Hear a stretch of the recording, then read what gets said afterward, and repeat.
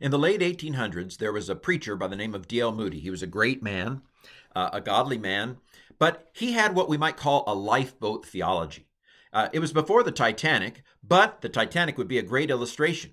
To D.L. Moody, the world is sinking. It's going down. It's all burning. It's all burning. The end is near. And so we just need to get as many people as we can into the lifeboat before this thing goes down.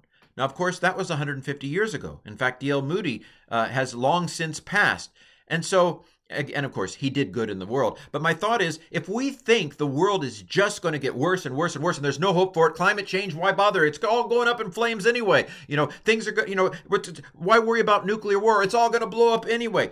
If that is our view of the world, then of course things are going to get worse and worse. It becomes a self-fulfilling prophecy. But it's been 2,000 years since Jesus ascended to heaven, and there have been good times and there have been bad times.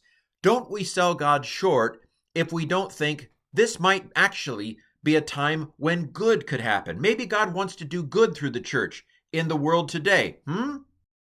So I've been doing a series on my new book, The Sun Will Grow Dark, The Moon Turn to Blood, in which I go through all of the relevant passages for this idea of a 7-year tribulation and a rapture and an antichrist. I go through all the passages and I ask, what do these passages actually mean in the Bible? Now, I find that there's a little bit of ambiguity here and there. And of course, God can do whatever he wants. If God wants to do it, straight left behind, he can't. You can see, by the way, at the bottom, here's where you can go buy the ebook. There's also on the website, kenshankbooks.com. You can get the paperback as well. It's also on Amazon.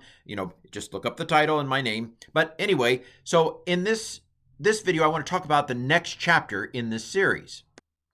So chapter 1 is called Things Will Get Worse and Worse, in which I talk about this kind of pessimistic view of the end times. There are other views. I go into some of the different views. There are lots of different interpretations of Revelation. That probably shouldn't surprise us. And the one that I grew up with is called premillennial. It has a kind of sense that the things are going to get worse and worse and worse and worse. And when there's no hope left, finally, God will come in and swoop up those who are saved in a rapture. Now, the key text for this view of the world is Mark 13.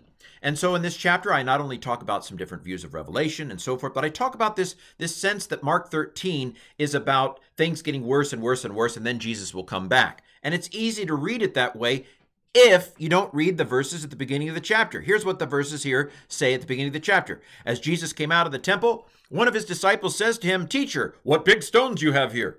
And Jesus says to him, "See these big buildings? Not one stone will be left on top of each other that will not be destroyed." Now, they're sitting in front of an actual temple. This is the temple that stood there 2,000 years ago. It was destroyed by the Romans in AD 70. And so the question is, by his disciples, when is this temple going to be destroyed? It's not about some end times temple. That's not what, it's very clear. There's no debate what they're asking about that temple. And so Jesus' answer says, here's when this temple will be destroyed. Everything in the context says we should expect Mark 13 to be about events leading up to the destruction of the temple in AD 70. And I do think the overwhelming majority of the chapter is about that. In fact, there's a scholar by the name of N.T. Wright who's found a way to say that the entire chapter is about the destruction in AD 70. I'm not sure. If you want to find out his perspective, or if you want to find out what I have to say about that one verse that says, "You will see the Son of Man coming on the clouds," is that really about AD 70? If you want to know more, read the chapter. This is chapter 1. Things will get worse and worse in my new book, The Sun Will Go Dark and the Moon Will Turn to Blood.